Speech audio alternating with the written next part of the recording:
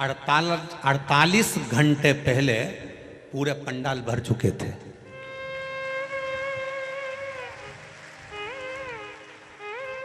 ये दुनिया की पहली कथा है। इतने बड़े बड़े पंडाल 48 घंटे पहले भर चुके थे और कई कई मैडम हो नवाएंगी खजूर वाली चोटी कर करके और कहेंगी हमको आगे बैठने दो, तुम हमें पहचानते नहीं हो।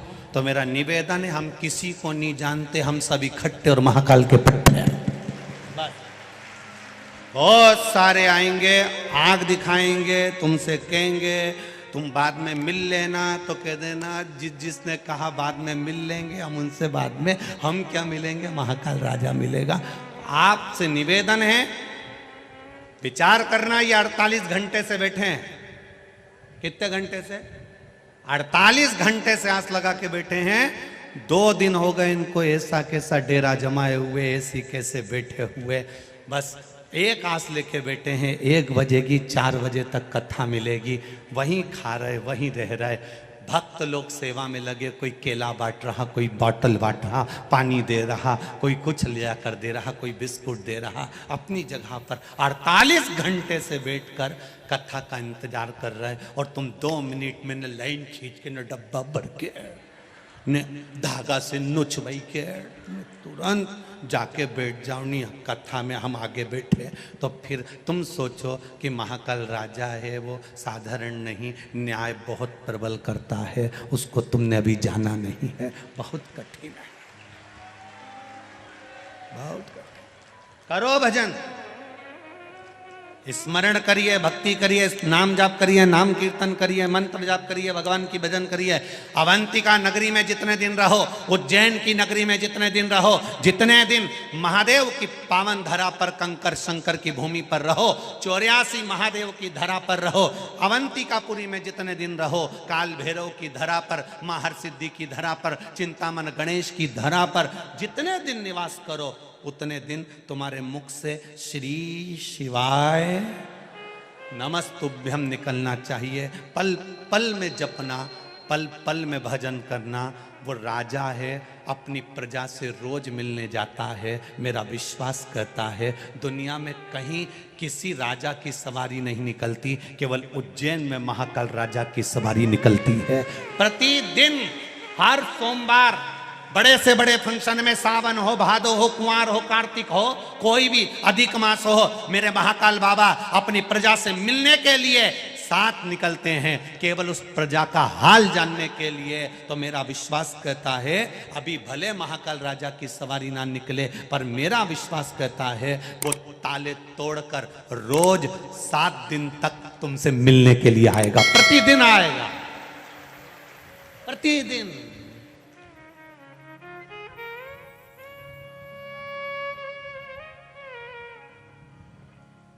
पुजारी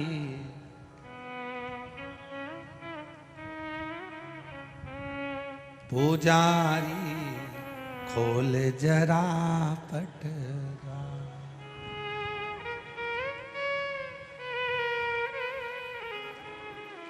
अरे बंद कोठरी में बैठा,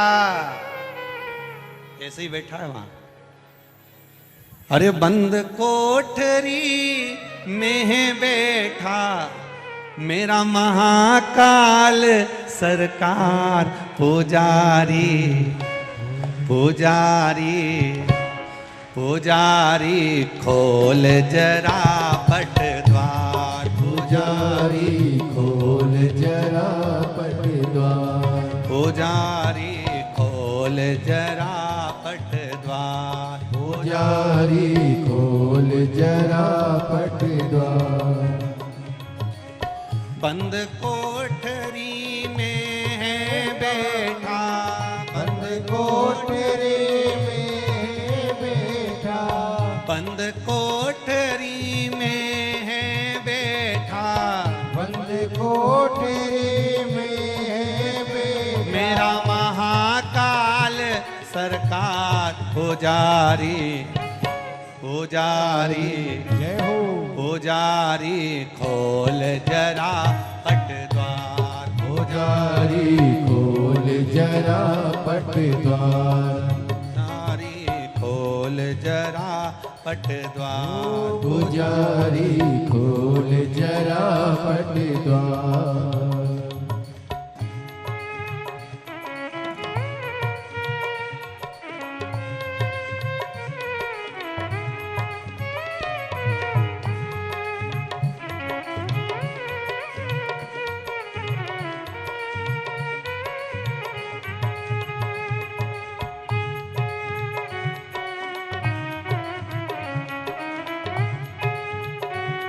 दोनों हाथों से बड़े भाव से।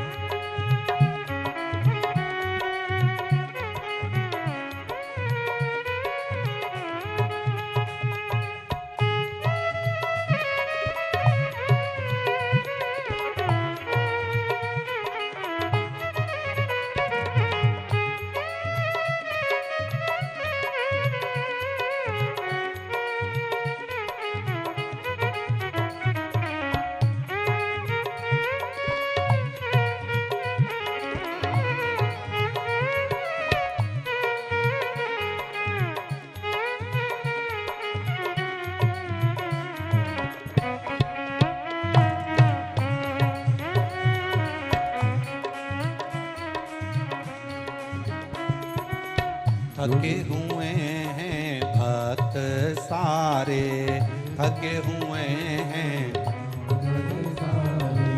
प्रेमी जनों ने तुमको पुकारे, प्रेमी जनों ने तुमको पुकारे।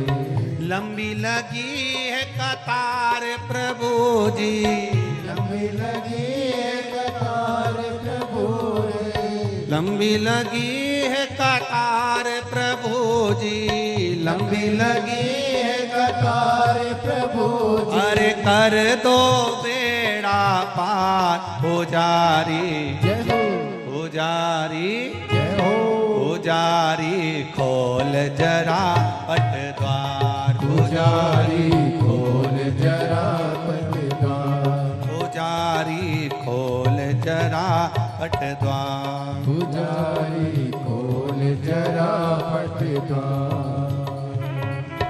बंद कोठरी में है बैठा, बंद कोठरी में है बैठा। बंद कोठरी में है बैठा, बंद कोठरी में है बैठा। महाकाल सरकार पुजारी, जय हो पुजारी, जय हो पुजारी खोल जरा पट द्वार। पुजारी खोल जरा पट द्वार। पुजारी खोल जरा पट द्वार। पुजारी खोल जरा पट द्वार। पुजारी खोल जरा पट द्वार। पुजारी खोल जरा पट द्वार। पुजारी खोल जरा पट द्वार। पुजारी खोल जरा पट द्वार। हर हर महा। अपने स्थान पर बैठकर भगवान देवाधिदेव महादेव से प्रार्थना करिए। अपने दिल की बात बाबा देवाधिदेव महादेव से कहिए। बोल बम का नारा है, थोड़ा जम के बोलिए। बोल बम का नारा है,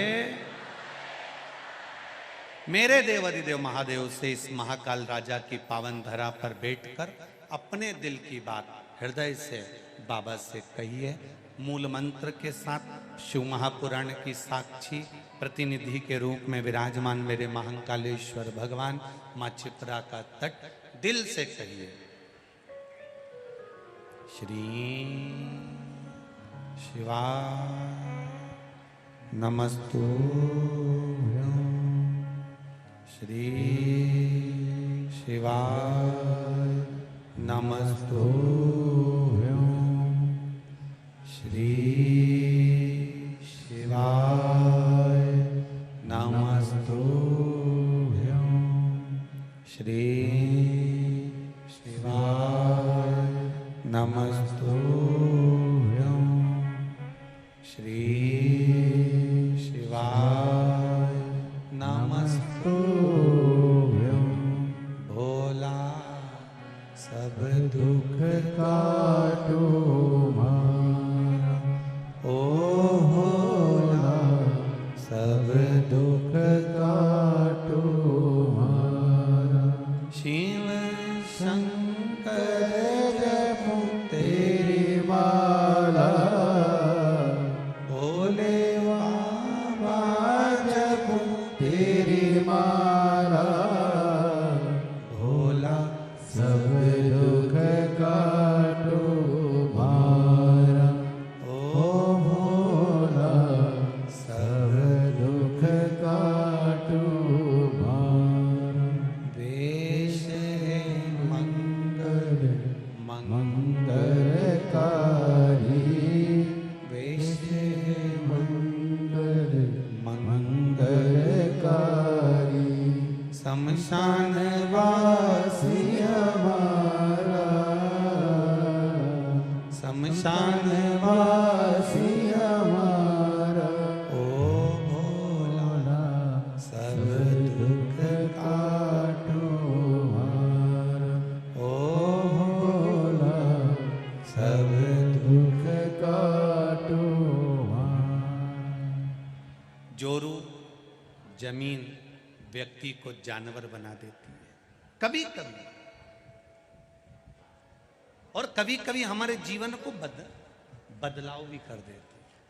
हुआ वही हुआ। शिव कथा कर रही है। राजा भर्तरी जी की मां सौम्य दर्शना,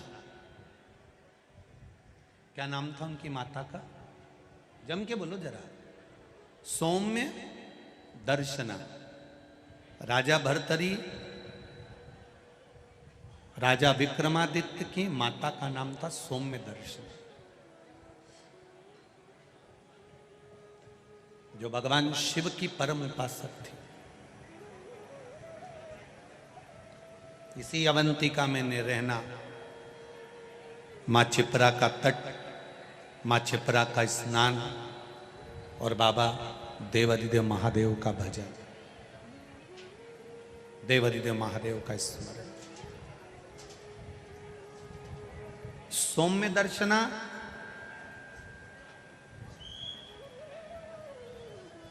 जो राजा भर्तरी, राजा विक्रमादित्य के माता है, जो रोज प्रतिदिन भगवान शंकर के मंदिर जाना, शिव जी पर जल चढ़ाना, शंकर का गुणगान करना, शिव भक्ति को करना, शिव भजन को करना, शंकर भगवान के स्मरण में डूबी रहना, वो कोई साधारण नहीं है। कितना सुंदर राजा विक्रमादित्य कि ये पावन धरा की कथा कर रही है। जो नारी, जो स्त्री शंकर भगवान का भजन करती है, शिव तत्व को जानती है, शंकर भगवान को एक लोटा जल चढ़ाती है, शिवलिंग के सुंदर पूजन को करती है, स्मरण करती है, भजन करती है, शंकर भगवान की अविरल भक्ति में डूबी रहती है, शंकर भगवान के अभिषेक में, पूजन में, अर्चना में, नाम जाप में डूबी रहती है, शिव महापुराण की कथा कहती है। और ये अवंतिका नगरी की पावन कथा कर रही है और इस अवंतिका का इतिहास कहता है वो नारी, मान लो अपने कर्म के कारण, पूर्व के कर्म थे, पुराने कोई कर्म होंगे जिसके कारण बस हो सकता है कि नारी का सौभाग्य रहता ना रहता, कोई अपने पति के कंधे पर जाती, कोई नहीं जा पाती। तो मान लो हमारे पूर्व के कर्म के कारण अगर नारी के जीवन में कोई कष्ट आ जाता है तो शिव महापुराण की कथा कहती है, राजा भर्तरी की माता, राजा विक्रमादित्य की माता सौम्य दर्शना का चरित्र कहता है कि स्वयं देव अधिदेव महादेव कहते हैं, सौम्य दर्शना, जो नारी तेरे जैसी शंकर की आराधना में डूबी रहती है वो नारी फिर अगला जन्म ना तो कभी बेधब्य का पाती हो ना कभी बांझ का पाती है, उसको शिव स्वयं भक्ति प्रदान करते।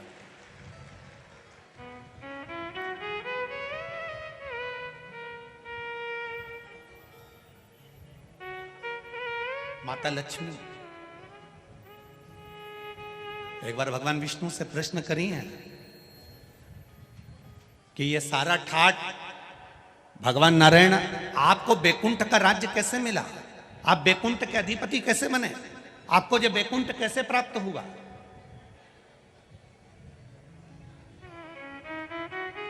राम जी महाराज, भगवान विष्णु आप राम जी के अवतार हुए, राम जी बनकर आपने अयोध्या का राज्य भोगा, कृष्ण का अवतार लिया, द्वारका का राज्य भोगा, मथुरा का राज्य भोगा, ब्रज का राज्य भोगा।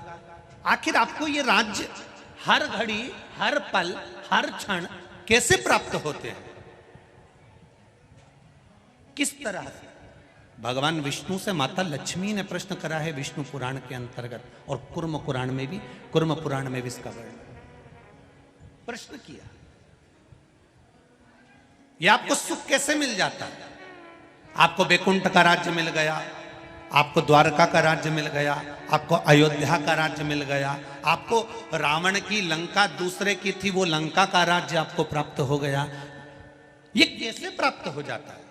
भगवान विष्णु ने अपनी धर्म पत्नी माता लक्ष्मी से कहा, लक्ष्मी मैं प्रतिदिन शंकर के शिवलिंग की आराधना करता हूं। लक्ष्मी जी ने कहा, क्या नाथ मैं शिवलिंग की आराधना कर सकती हूं?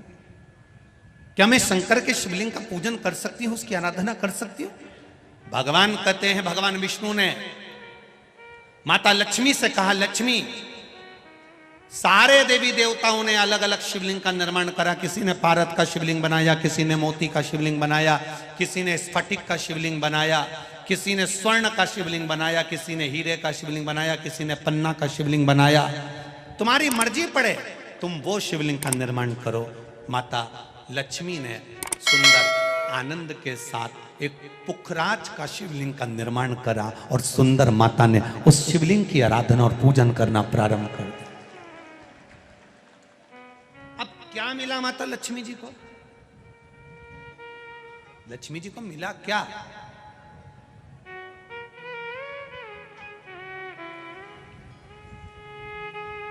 क्या प्राप्त हुआ माता लक्ष्मी जी?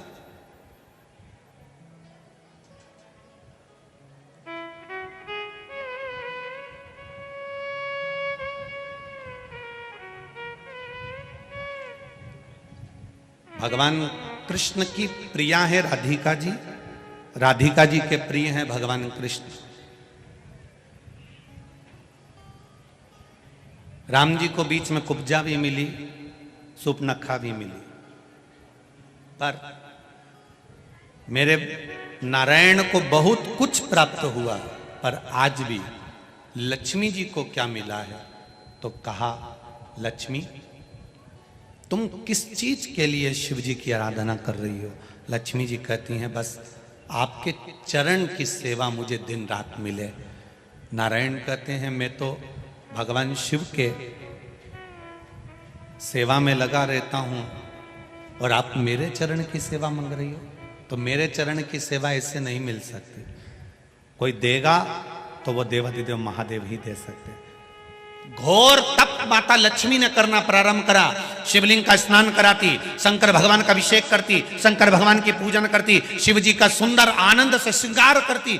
मेरे देवाधिदेव महादेव, मेरे काल अधिपति महाकाल राजा, मेरे विश्वनाथ भगवान स्वयं उस शिवलिंग में से प्रकट होकर बोले, लक्ष्मी तुम्हें क्या चाहिए? लक्ष्मी जी कहती हैं, प्रभु आपने मेरा विवाह नारायण के साथ तो कर दिया, पर नारायण दिन रात आपकी सेवा में लगे रहते हैं, तो उनके चरण मुझे नहीं मिल पाते। शंकर भगवान ने कहा, मैं वचन देता हूं लक्ष्मी, तू नारायण के चरणों में सदा विराजमान मिलेगी।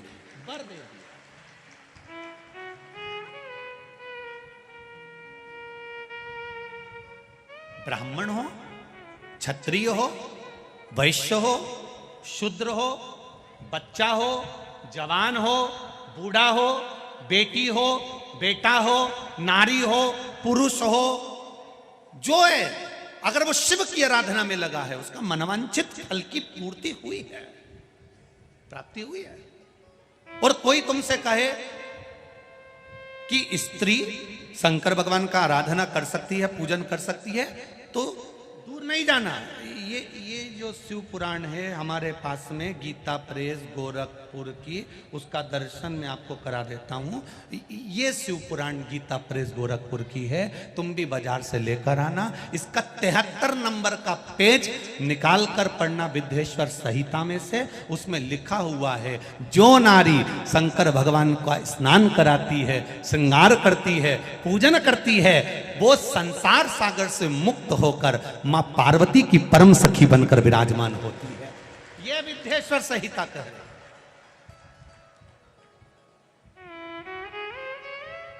और इसी शिव महापुराण का 73वें नंबर का पेज पढ़ने के बाद में 75 नंबर पेज को पढ़ना विद्येश्वर संहिता का। उसमें लिखा है, जो शंकर भगवान को जल चढ़ाकर उस जल का आचमन करता है, वो 3 ताप से दूर हो जाता है। ये मेरा निवेदन है आस्था चैनल वालों से। पन्ना मैं निकाल रहा हूं और उसको मैं लाइन से अक्षरों पर लाइन दिखा रहा हूं। मेरा निवेदन है, आप भी बताना कि शंकर जी पर जल चढ़ाकर पीने का कितना लाभ है। प्रश्न नंबर 75।